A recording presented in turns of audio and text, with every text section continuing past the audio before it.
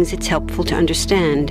1. Many Jews fled harsh persecution in anti-Semitic Europe, especially the Nazi Holocaust. Zionists encouraged massive immigration to historic Palestine, at that time a British colony, where Jews had an age-old connection and where small Jewish communities had long existed among larger groups of indigenous peoples.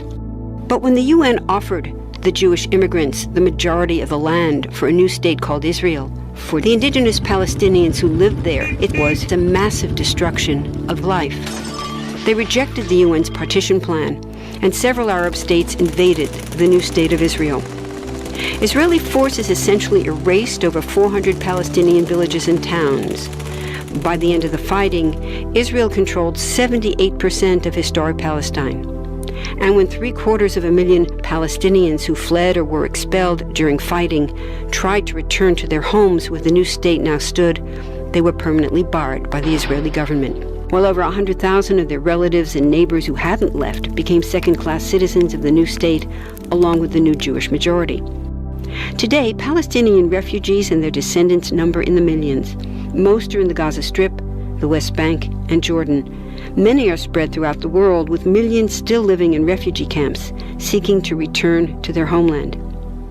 To sum up, one group of refugees found a much-needed home. But in the process, a new group of refugees was created. Here's the second thing to understand. Israel was founded as a Jewish state. But now ask yourself, what exactly does that mean?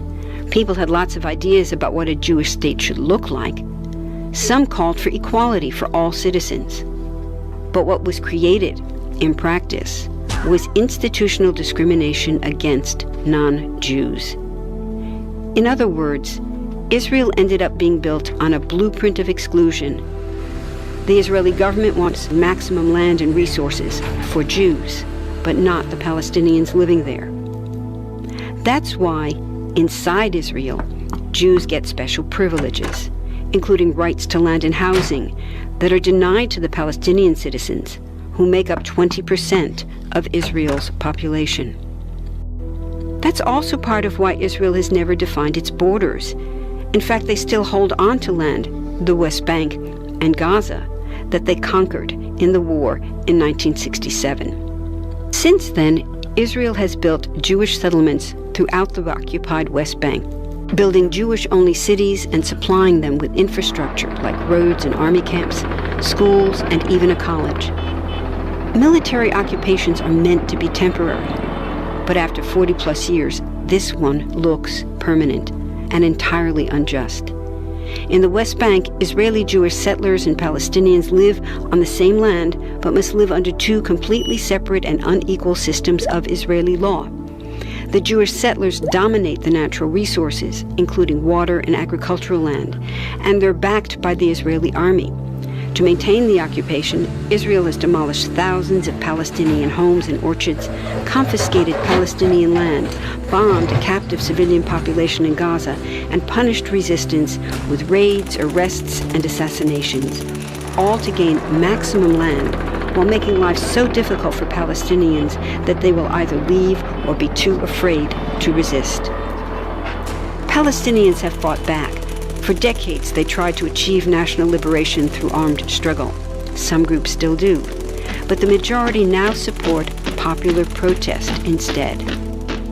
The deeply harmful pattern of control, repression, and violence profoundly harms Palestinians living under occupation and Israelis living as occupiers. This must be broken to reach a peaceful and secure future for both peoples. Now that you understand the problem, what about the solution? What about peace talks? So far, over 2 decades of U.S.-backed peace talks have actually made things worse by helping Israel continue the occupation. It's been years of talking while Israel massively expanded the Jewish settlements and literally redrew the map. Peace talks are good if they're real, but not when they're theater to cover a land grab. So now what? The current world superpower, the United States, has been a terrible friend, enabling Israel's destructive and self-destructive expansion onto Palestinian land by funding the Israeli military, the biggest recipient of U.S. foreign aid in the world. But there's another superpower that can make the difference: you.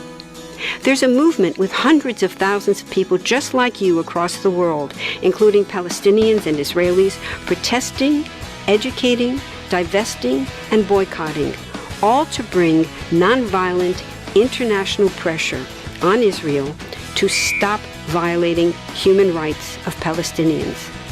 Throughout history, where governments have failed to push for justice, people just like you, like us, have taken the lead and won. Now it's the Palestinians' turn for freedom and justice.